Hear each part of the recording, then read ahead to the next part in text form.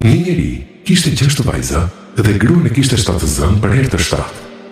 Një natë para se të flinte, u lut në vete: O Allah, nëse edhe herën e 7 më lind vajzë, do të divorcohem nga gruaja. Të njëjtën natë, ëndërroi sikur i erdhi vdekja dhe kaloi në botën tjetër.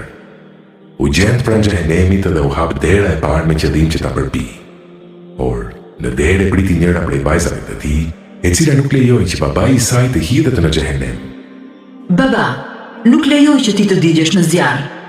Pastaj, këtë njeri e dërguan tek dera tjetër e xhehenemit. Por, aty e priti vajza e dytë me të njëjtat fjalë dhe shpëtoi. Kështu përsëritën 62 herë të xhehenemit. Kur erdhi tek dera e 7, nuk ishte askush që ta shpëtoi, dhe ata e kapën nga të gjitha anët për ta hedhur në zjarr.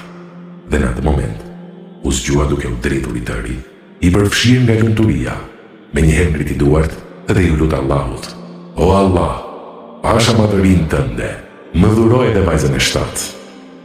Fëmijët janë dhurat, qofshin femra apo meshkuj, nga që krijuesi i madhëruar thot: vetëm i Allahut është pushteti i qiejve e i tokës. Ai i krijon çfarë të dojë. Ai i fal vetëm femra atij që do, e i fal vetëm meshkuj atij që do, ose u fal çift, meshkuj e femra, por atë që e do, e lë pa fëmijë, steril. Ai është i dijshëm, i fuqishëm.